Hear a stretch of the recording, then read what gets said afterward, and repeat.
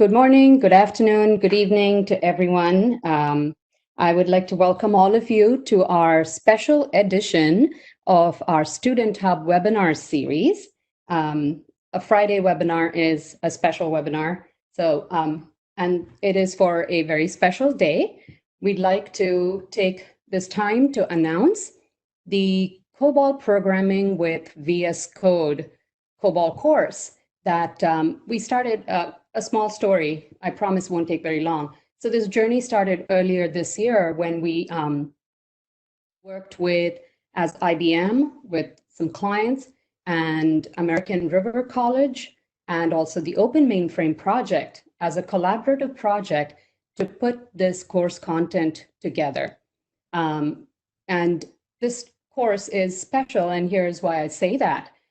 It is one public domain, so it's available anywhere, anytime at no cost.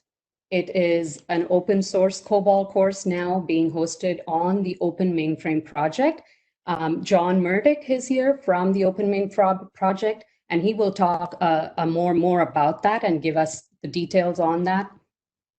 And most importantly, this COBOL course brings in some of the tooling that our students and developers today are used to. VS Code with some extensions. So that is very exciting. And so in this process of collaborative work, we had the opportunity to work with Professor Auyeung of American River College. He has amazing eye to detail, depth of knowledge, and technical expertise that made it a total pleasure to work with him in this collaborative project. Without further ado, I'd like to give it over to Professor Tak to walk us through what is COBOL, why should we care, and what this course content covers. And then John will take over and talk about Open Mainframe Project. Tak? All right. So I am Tak Auyeung. I am a professor over at American River College, which is in Sacramento. So the first thing is, try to stay safe and healthy because of COVID-19. It's kind of interesting because if it is not for COVID-19, we wouldn't actually have this kind of special, or not as much, this special presentation. One thing that COVID-19 does is it has an impact on the economy, which basically means certain types of jobs, different types of jobs will have will get a different impact. And as we already see from the New Jersey unemployment insurance case, if you are a COBOL developer, you are not going to get that impacted in terms of losing a job. In fact, you might need to pick up some extra time to work on programs, because all those updates to financial systems require people with COBOL understanding and experience. So that's one thing about the unemployment check. And throughout this presentation, I will kind of mention how COBOL is powering some of the most mission critical information system. Companies like American Express, a lot of banks, state agencies like the California Franchise Tax Board, and a few other major large agencies, they all use COBOL applications. So the next slide talks about what COBOL really is. So COBOL, the name it stands for Common Business Oriented Language, which is not a very catchy name, but it does describe exactly what COBOL was invented for. It is not a general programming language. When we think about a general programming language today, we probably will think about Python or JavaScript or Java or C++ or C#, and COBOL was not intended as a general programming language. It was intended specifically for business logic. In terms of the underlying implementation, COBOL is built for business transaction processing. And we are talking about a huge amount of data processed in a very efficient manner. You can also see, from the slide that this is actually related to Grace Hopper's Flowmatic. For those of you who do not know, who Grace Hopper is, she is interesting. So just do a Google search on Grace Hopper, and you'll find out why it is really amazing that COBOL actually has ties to Rear Admiral Grace Hopper.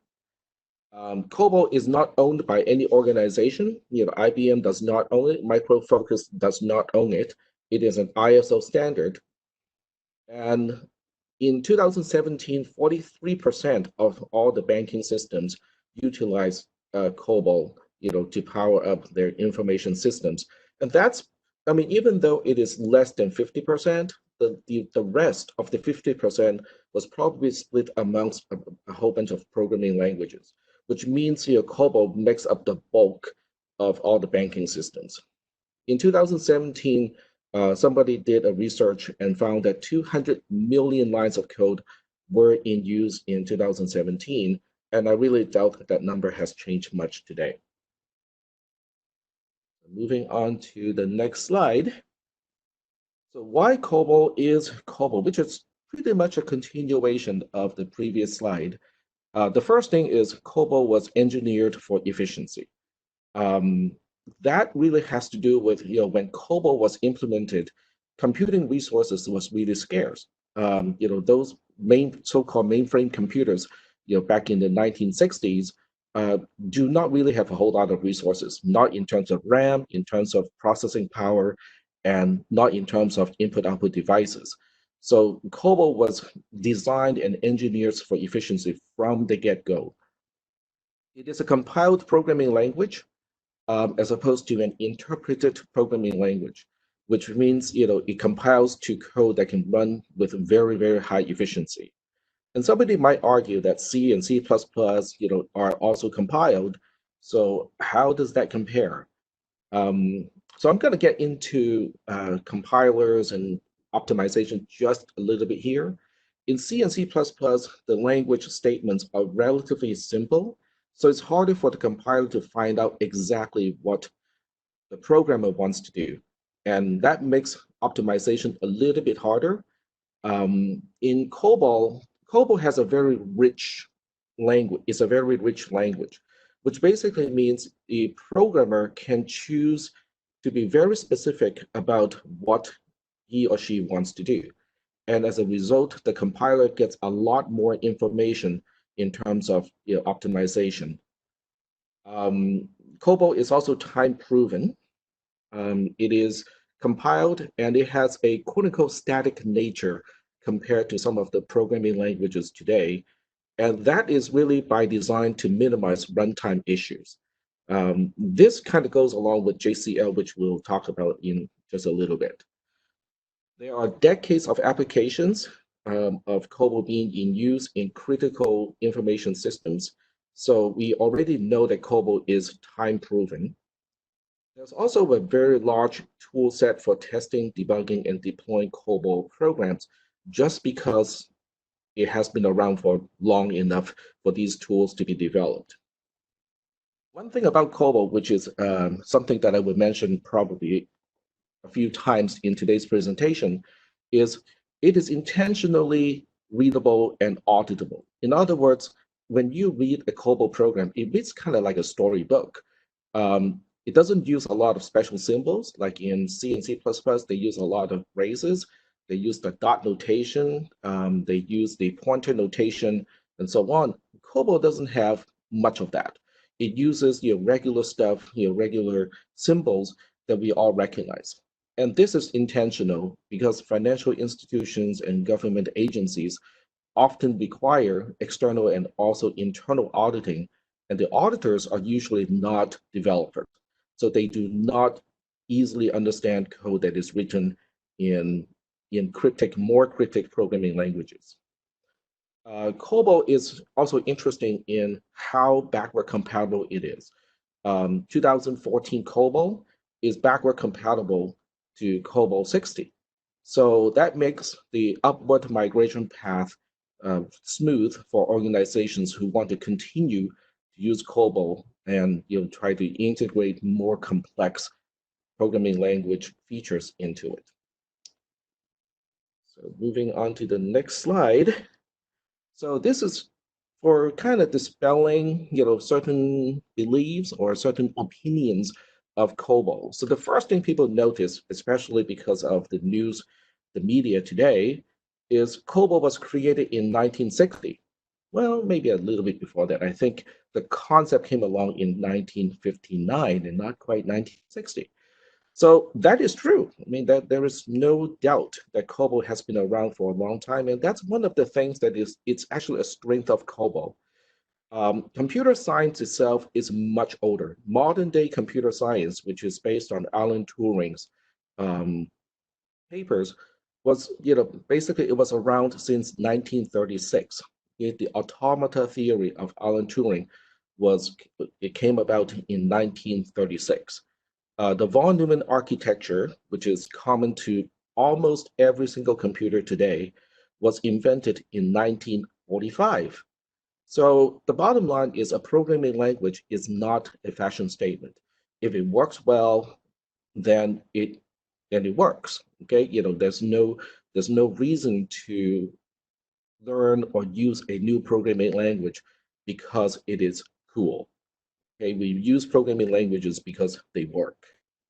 So the second point is, some people believe that COBOL is the reason why the New Jersey unemployment insurance system has problems. Well, that really is not the case. So why do we have those problems? Why do people report that the web interface is not working or it drops in and out? Well, that's because there's a long chain to backend transaction processing. COBOL programs typically sit in the very, very far back end to do batch processing. So requests that come in on a daily basis typically get stored, somewhere else, and then at the end of the day or at a certain time of the day, COBOL programs will process those transactions in a batch mode. And I suspect the problem of the New Jersey unemployment insurance system was due to all the other links before data gets to the COBOL programs. There are web servers, there are databases of different kinds that will store the request after people submit the request through a web interface. And all of that stuff are much more susceptible to a load increase. And basically, if they're not designed for the kind of load, they can have problems. And then the third sub-point is the lack of COBOL developers.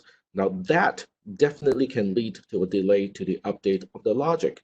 Because if you cannot find someone who can understand a COBOL program and you want to update the rules or the amounts, related to unemployment insurance, well, that obviously is going to be an issue. Where do we find that line of code to say that we need to change the amount to this amount, or we change the qualifying logic to the new qualifying logic? That can definitely lead to a problem, which is a problem from the perspective of people who want to file a claim, but it is actually a good thing for people who want to learn to program in COBOL because it really indicates there is a demand out there.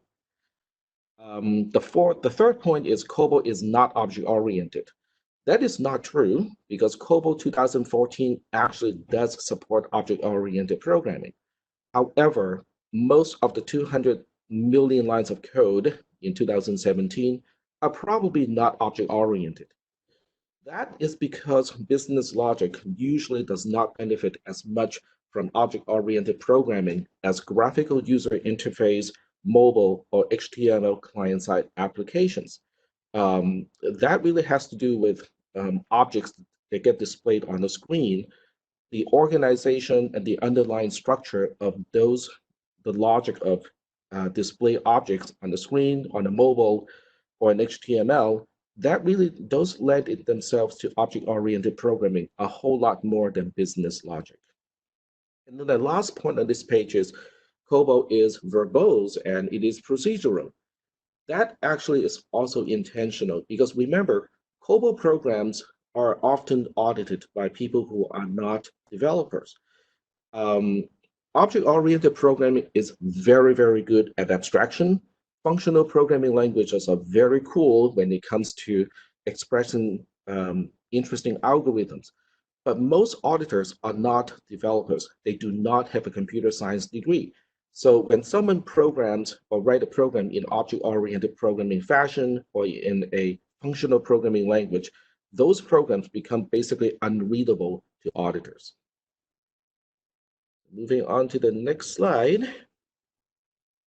And then there are some perceived obstacles of learning enterprise COBOL. Even if somebody says, well, I really want to learn COBOL, how do I do it? Well, it turns out there are a few perceived obstacles. The first one is you need to know the mainframe operating systems. And trust me, I really try to do that myself. And there are a lot of terms that you have to learn, a lot of acronyms that you have to learn, a lot of abbreviations that you have to learn to get into mainframe operating system. And this is even if you have a fairly functional Linux or Windows file system experience already. There's also JCL, Job Control Language, which looks really archaic, but it is like that for a reason.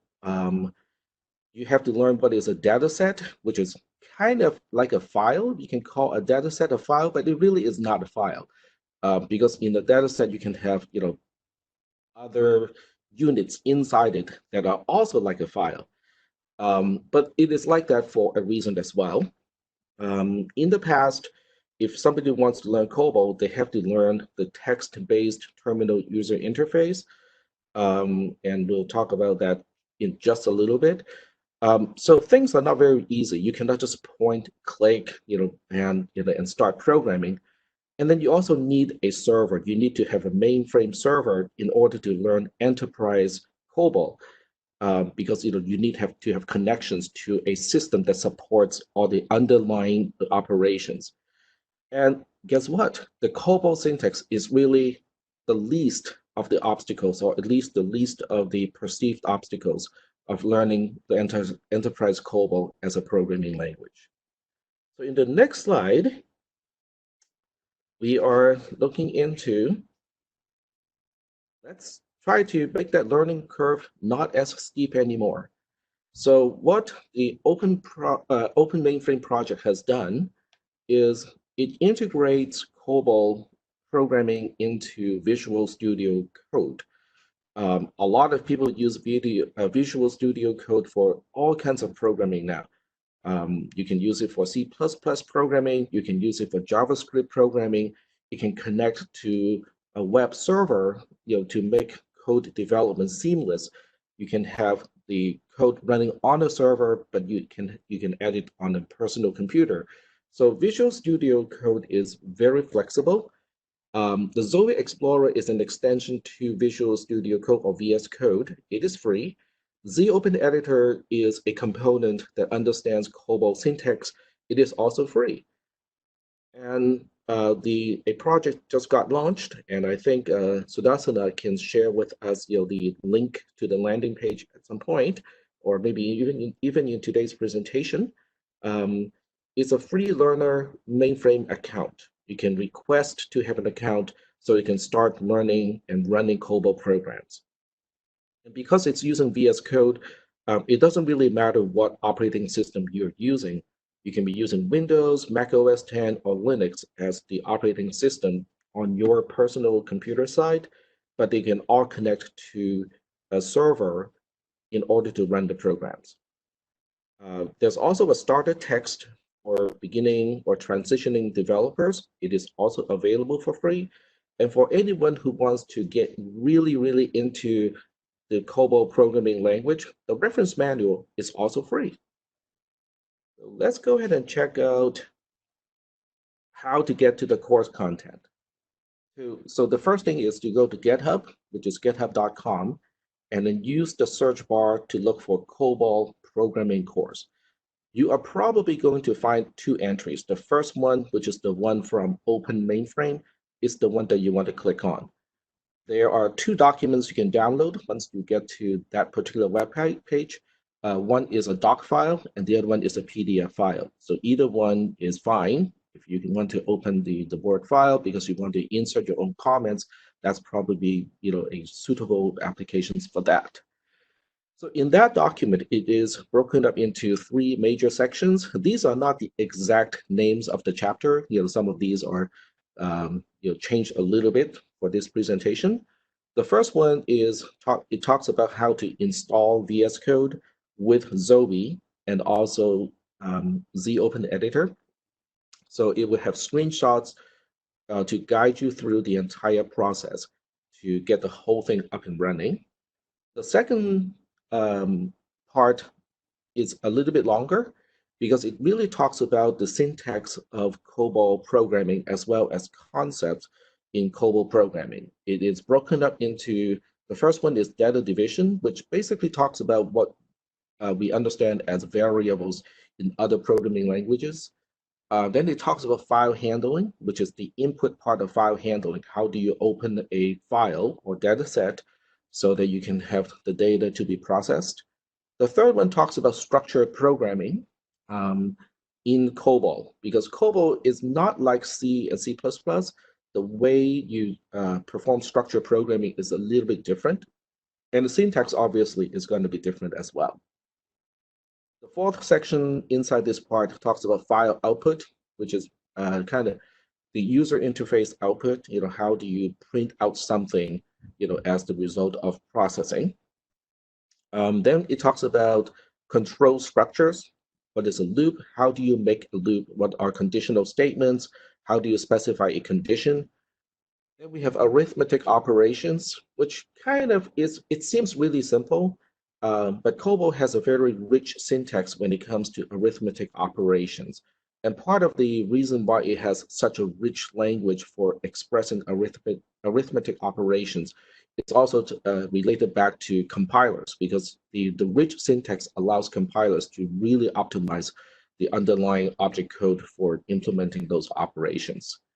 And then it has data representation, particularly how numbers and text data is represented. Then it talks about intrinsic functions, which is a library of functions that are already implemented so that people do not have to reinvent the wheel all the time. And then the last portion are the advanced topics. It talks about IDZ, or the IBM Developer for Z. It talks about ISPF, which is the terminal text user interface that I was talking about a little bit earlier. But a lot of organizations make use of that particular interface because it is reliable, it's time proven, and some programmers have been using it for 20, 30 years. So they are very comfortable with that particular interface. And then the very, very last chapter is also very important. It's about testing and deployment, which is a really important concept in any type of shop that deals with critical information systems. So moving on to the next slide is a sample screenshot of how what it looks like, inside VS Code when we make use of Zoe Explorer. It is completely GUI based. It's point and click. It basically makes a remote connection to a IBM Z mainframe, and it retrieves the data from the mainframe, but it presents it on VS Code using a very user-friendly GUI. So in this particular example, it was looking at a COBOL program. The next slide talks about, it shows how the OpenZ editor is fully aware of COBOL program structures. So in this particular case, I was screenshotting how it can find out what's division of where each division is in a program.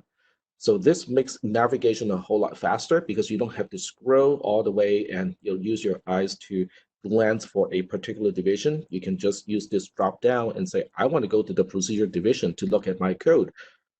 It's really quick and easy. And then the next slide talks about how you get assistance from OpenZ editor.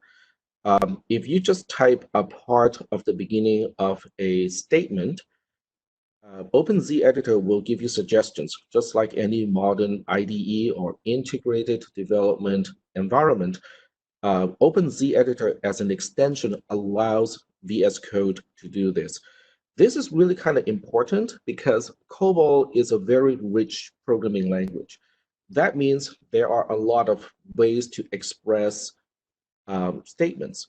And it is not easy for a learner to learn it really quickly because in C and C++, there's only one assignment statement. Okay, if you count compound assignment statements, there are a few more, but nonetheless, the amount is limited. COBOL has a lot more statements related to just assignment. How do you change a variable? So it's really hard for someone to memorize all of that stuff when you're just starting to learn the programming language. Having this kind of assistance from OpenZ editor helps a lot. And then the next slide talks about edit time validation, which is pretty much what most people expect now from an IDE.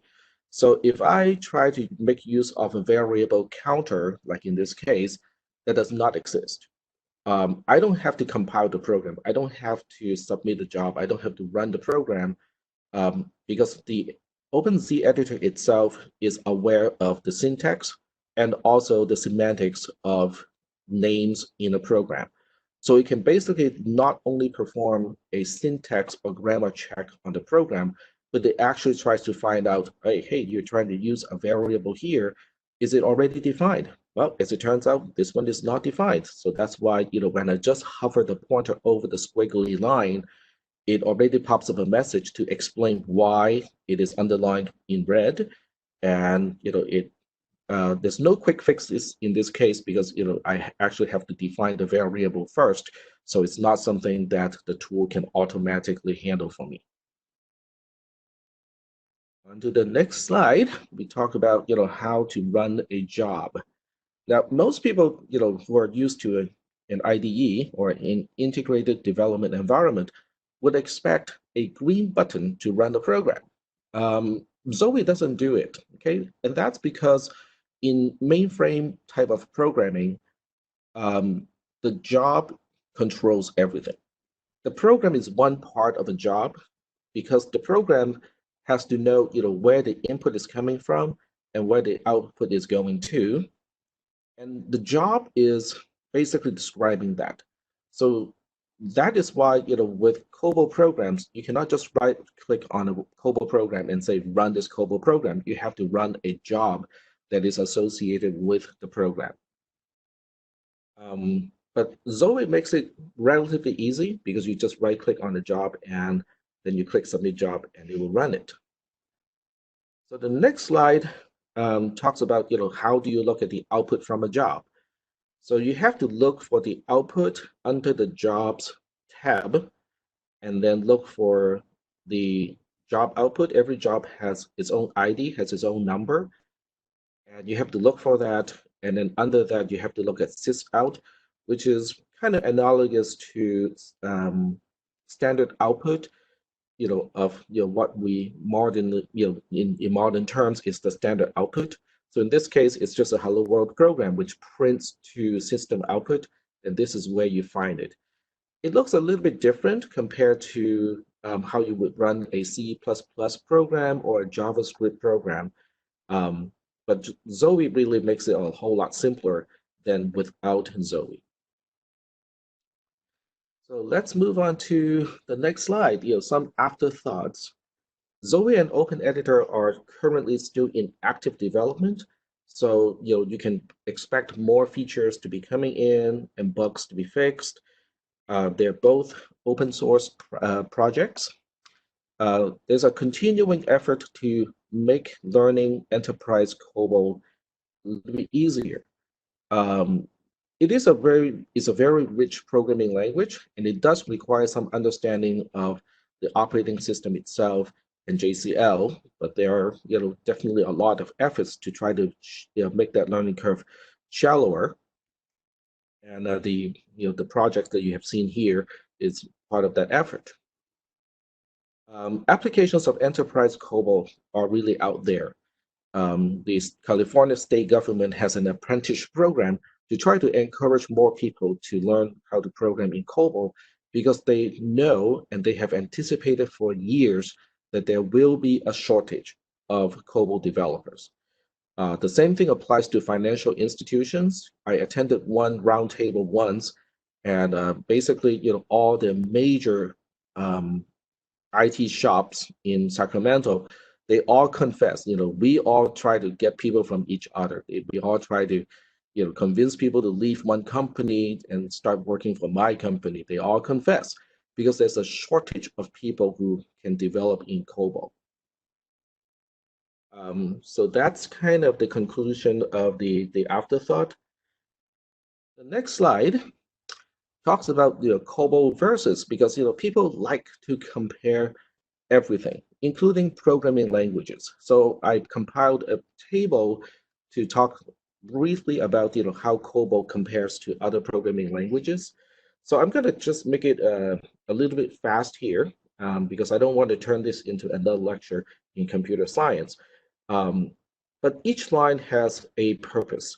The first line has to do with whether a programming language is compiled or not. Now, a programming language that is compiled typically will run faster.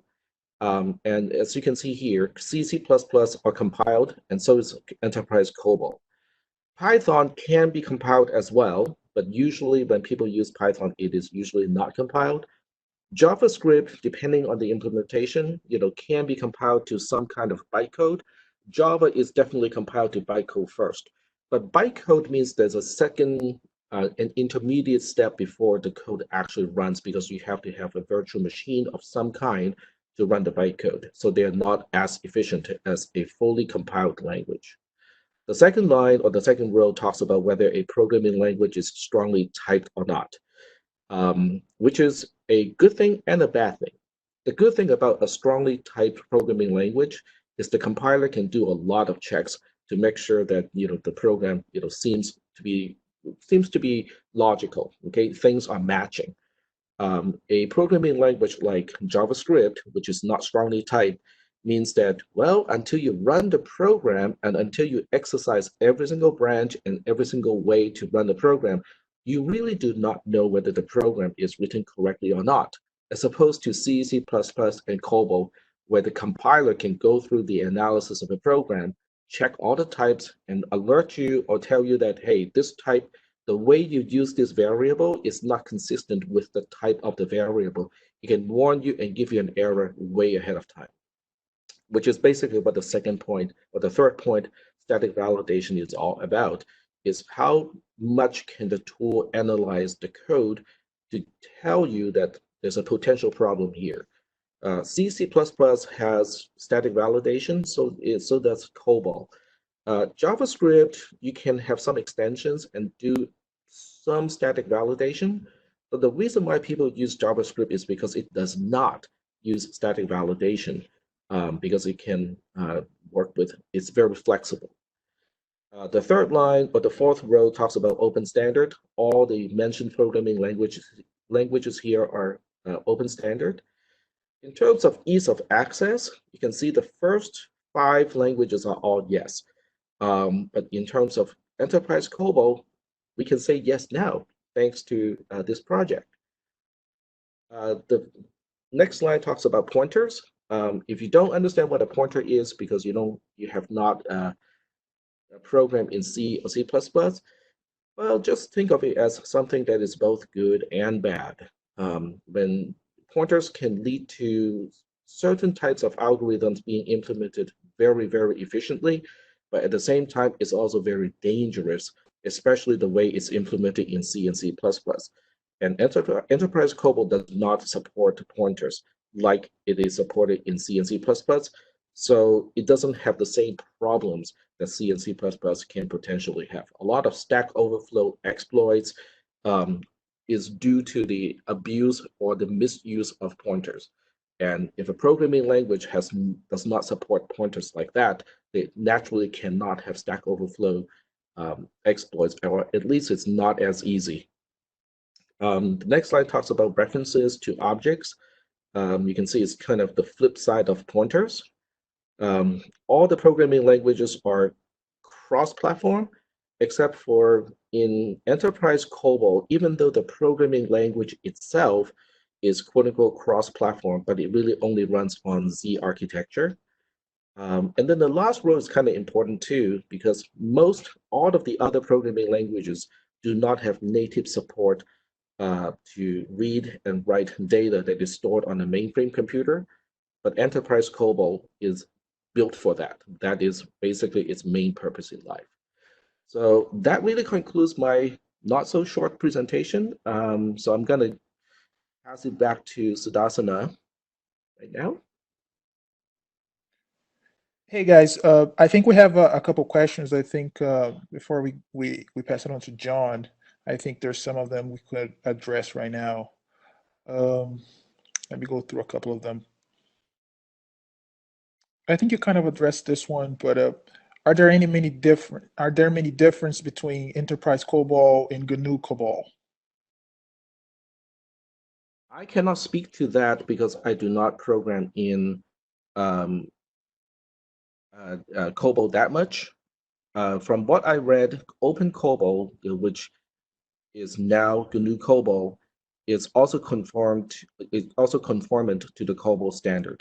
And this is why it's important to have an open standard, because in terms of just learning the programming language itself, I think GNU COBOL is going to be fine. But in terms of actually processing data or learning how to process data that these financial institutions and government agencies have stored, I think in that case, you really have to get enterprise COBOL and at least have the environment of that in order to work.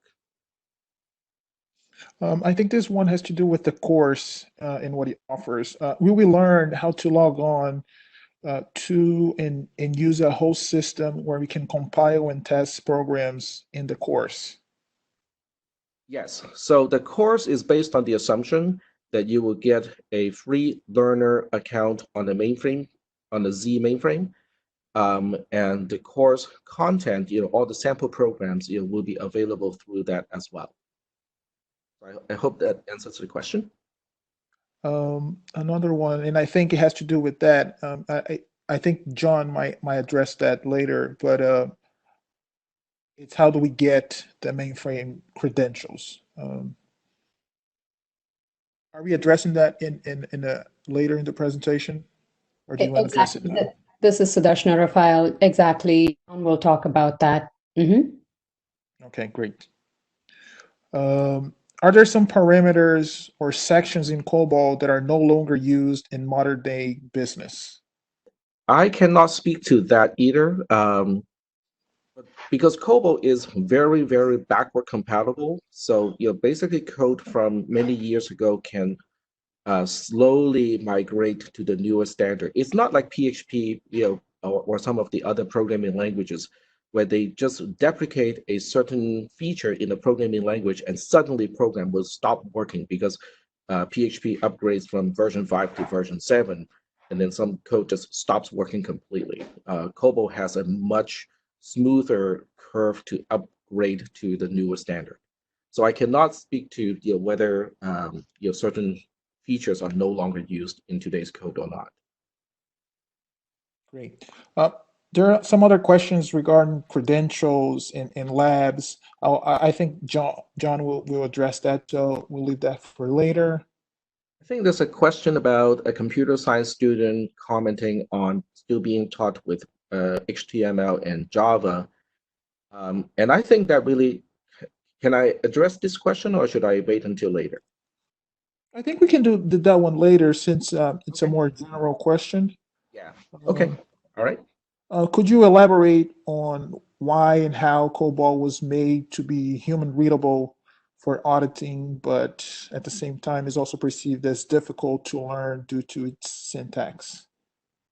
Oh, I can definitely answer that question. Because it's easy. Okay, I'm going to formulate it in a slightly different way. A program that is easy to read doesn't mean it's easy to write. It's kind of like any type of thing, any type of articles that we read, or any type of poetry that we read. We might enjoy reading something, but to write it is a whole different story. So the reason why COBOL is easy to read has to do with the syntax is chosen to be very readable. It has a lot of adjectives, it has a lot of propositions, and so on and so forth. But it is difficult to learn because it is a very rich programming language, which means when you say, when we look into a particular type of statement, there are a lot of variations, to make a statement of that sort. Compared to C and C++, which really only have, a very few countable variations when it comes to loops, how to call a subroutine, how to make a conditional statement, and how to express a condition. In C, C++, Java, JavaScript, PHP, the choices are very limited. You can count everything, on one hand. Okay. But in COBOL, when you just look into one particular thing, how do we make a conditional statement? There's a whole lot of variations. But that is for a reason. One is to make things to be more readable. And the second one is it provides the context for a compiler to do optimization better, because the context is there. So I hope that answers that question. Great. Thanks, Professor. John, I think we can get to your part, so we're not running too late, and then we'll try to address the other questions later on. Sounds good. Sounds good. Thank you. Thank you so much. Thank you, everyone who's joining today. I'm always really humbled and excited that the Open Mainframe Project is able to really serve this community that is really coming together in such a time of need. And one thing I have always said with everyone when I just talk about the mainframe community in general is that they're the most responsive and together with each other, but they're also the ones that care the most about the sustainability of the work they've been doing, for some of them their entire careers. And that's really where the Open Mainframe Project comes in, is how can we be a vendor neutral focal point for these activities, especially within the context of open source, which is really where a lot of this is rooted from. And to give context in the Open Mainframe Project, we're part of the Linux Foundation ecosystem, and we think about sustainable open source, and we think about open source which is critical to our society. And if you look at some of the names here, Let's Encrypt, which is the predominant issuer of SSL certificates on the internet today. Cloud Native Computing Foundation, which focuses on the cloud native technologies such as Kubernetes, Helm, Prometheus, and others, which are powering large parts of our infrastructure. Academy Software Foundation, which focuses on open source within the motion picture industry, which is such a critical part of our society, and a number of other these as well. This is where we double down. This is where we try to bring the most value, and these are the ones that organizations turn to us to help make sure that we can build a sustainable ecosystem. And that doesn't mean something that we get by a week, a year, a month, a decade, but that's decades that we think about as we're trying to pull some of these things together. And there's over 300 of these initiatives and open source projects that are part of it. You can go ahead to the next slide. So why an open mainframe project even in the first place? Open source and just the concept of collaboration amongst the mainframe community has been here for decades. Open source has really been on the platform since the late 90s, early aughts. And if you even want to trace the lineage of open source, you would have to go back to you would go back to Share in the 1950s, where mainframe programmers and administrators would get together and share source code of how they would use their various systems. But the real concept of where an open mainframe project comes in is how can you create that rallying point? How can you create that focal point that is really bigger than any one organization? And we'll talk about this a little bit, with just the materials coming together, and I think that's just a great example of it. That communities like this and missions like this transcend an IBM, a Broadcom, a Micro Focus, any of these organizations. It takes a village, and this village comes together for building that community and the adoption of open source as it exists on the mainframe. Through the values of just eliminating all those barriers for people to be able to leverage this, demonstrating the value of where this all comes together, and strengthening those collaboration points and resources for the community to thrive.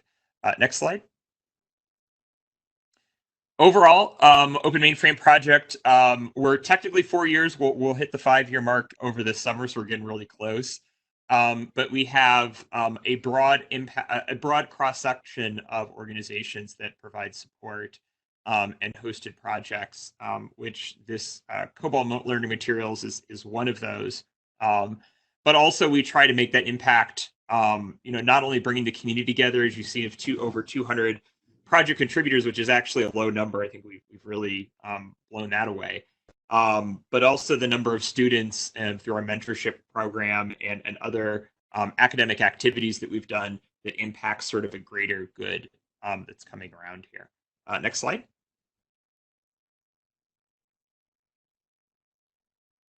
And here's just a snapshot of where we're at of mainframe-centric projects. So one aspect of the Open Mainframe Project is open source for the mainframe community lives here. And we've brought a number of great initiatives together. You heard on the top end here around Zoe. That is one of really our hallmark projects that we have here that is really bringing the ZOS community together as it begins to get greater alignment with modern DevOps. But then we also have efforts such as Auyeung, which is tackling the cloud stack and ZVM integration space. Amadeus, which is looking at of how can we help provide a rallying point for open source support or broad support of open source software on the mainframe. And there's even a couple more that have not been formally announced, including this COBOL one that is a part of this family too. But it's a growing ecosystem that we are really excited to help host for this community. Next slide. So the big real announcement that we've talked about here at the top, and we've heard a real good intro to how we lead in here, is this new COBOL training course. And this is available right now. It is, and the unique piece about this is it's available as an open source project. It's made available under a Creative Commons license, which really gives you the ability not only just to take and leverage the materials, it also gives you the ability to take these in different contexts within your organizations or with other sort of downstream other activities that you might be doing. It also gives you the ability to contribute back. Even though we're just announcing this today, we've seen over the last week the excitement from this community already of people filing issues and pull requests and whatnot to really help get these materials to go. As I just even look at it right now, repository as it sits here, we've had over 1,000 people star this. And so in GitHub parlance, that's somebody that's saying this is a repository that they're excited they want to keep an eye on. And 136 forks, and those are people that are taking this code, already starting to work with it and whatnot. So we're already seeing just amazing traction and interest, and we're just now announcing it, which I think is a real fantastic sign and really fantastic that we're getting the community wrapped around it. With that, we're also having various providers and vendors start to step up and on the back end of this provide access, abilities to sort of take some of these materials already to market, but also provide system access. And IBM has been one of those people who has graciously provide systems for running some of the labs. And there's more details on the README file there. You can see the link underneath there. As other providers come up, or if you're even with another organization that would be interested in being a provider of labs or materials, we are more than happy to include you as a part of this. Certainly most of these materials are not intended to be monetized on, but they're for the good of the community. And the more individuals, the more companies that are interested in stepping up and providing those resources and ways for hosting this content, we love to make sure that we're showcasing them as well. Next slide. In addition, we have a lot of other activities that are happening around COBOL, and I'm really just blown away by all of these, and mostly just by the response.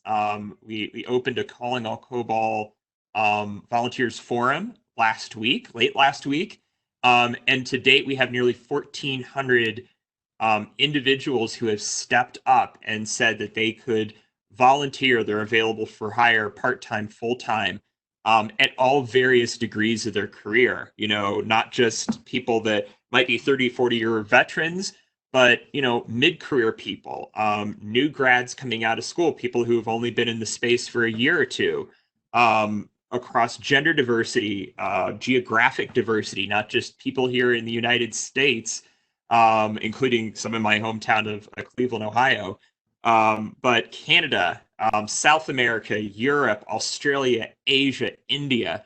It has been a phenomenal response, and people are taking note of this. We have had major, news outlets in both the tech world and even in the mainstream world that are starting to take a look at this, and we're working to try to make sure that governments and businesses can get back connected to these resources. Because if there's one thing I've learned from that volunteers forum, is anybody who says that COBOL talent isn't out there clearly isn't looking, because we put a forum up there with the help of our member companies, and it didn't take long to come together.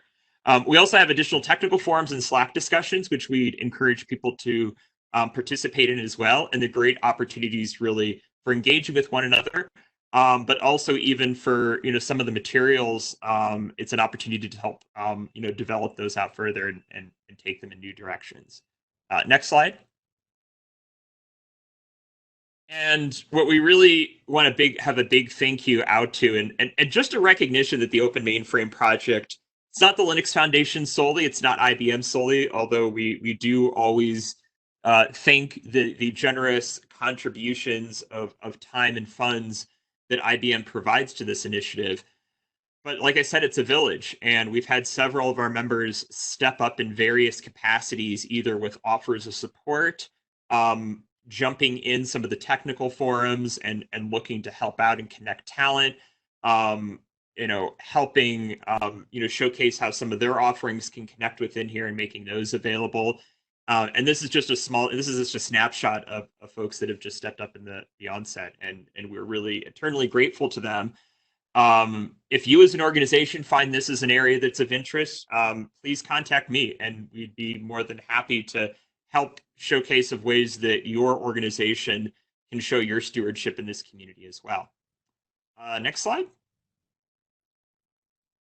And, if you're just learning about Open Mainframe Project today, and you're wanting to just learn of how can you dig into more, like how can you, not only engage in this real broad and I would say very growing community, here's just some great ways. We have mailing lists, we have events, and many of those are virtual now, that are happening. You can look into our technical communities. All of our open source projects that we host are open to anyone to participate. So I highly encourage you, check it out, jump in, leverage the code, contribute, provide feedback. I mentioned our Slack channels. If you're interested in doing meetup groups around open source mainframe and these sort of technologies, please let us know. And we've also talked about the forums as well. And next slide. And last but certainly not least, at bare minimum, follow us on social. We're on both LinkedIn and Twitter, and we've had a great following, and we share a lot of the updates, not only from the projects and the hosted projects we have, but also what we're seeing out in the community as well. So please, if there's nothing else you do here, follow us both on both channels. And I think that's the last slide.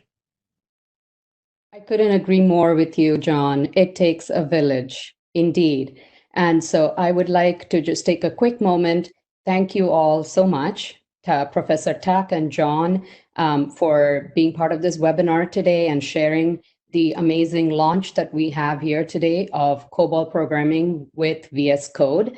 I want to also thank our IBM academic initiative team, who, in such short notice, pulled this WebEx event together and hosted this webinar for us. So I just wanted to throw a couple additional resources around COBOL, our IBM Z and Linux One community, and the Z Global Student Hub, the hub that is putting these webinar series together. So for the students out there, please, check out the community and the user group, the Student Hub. And we also have a developer COBOL page with more resources for you to learn about COBOL. So I will stop with the thank you. And Rafael, if there are other questions, maybe we could take a few. We have a few minutes to the top of the hour. Yeah, we have a couple questions. And before I let you guys go, I want to share the screen a little bit to make sure we cover this.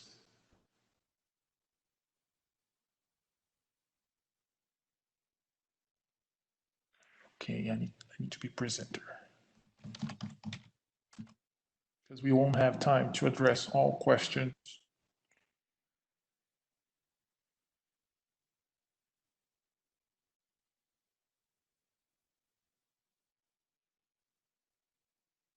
So guys, this is our global student hub. In order for you guys to get here, basically this is the URL that Sudarshana just showed us, ibm.biz/student hub. We won't be able to get to all your questions today, but what I would encourage you guys, come to this website and let's use the forum right here. This is a community that we just launched, and we are willing, we'll be monitoring the forum throughout the weeks. So the questions that didn't get answered here today, I encourage you guys to come here, post your discussion, and we'll be more than glad to share the answers, share our perspectives on everything that we're doing for the COBOL and also for the mainframe. I see a lot of mainframe related questions. We have a lot of resources. We have a lot of perspective into careers, into the mainframe. So please take the time to post your questions here. We're glad to give you the right direction to your career and moving forward. With that, we are right at the top of the hour. I want to be respectful of everyone's time. And thanks, Darshana, thank Ludmila, John, Martin that's here, and obviously Professor Tak. Thanks for this great session. We are going to be having additional sessions on COBOL and other mainframe related topics. All of that information will be shared through the Global Student Hub that I've just showed you guys. So please take the time to see what we have to offer. With that, I'm going to let you guys go. Thank you so much for this opportunity, and see you guys next time. Take care, everyone.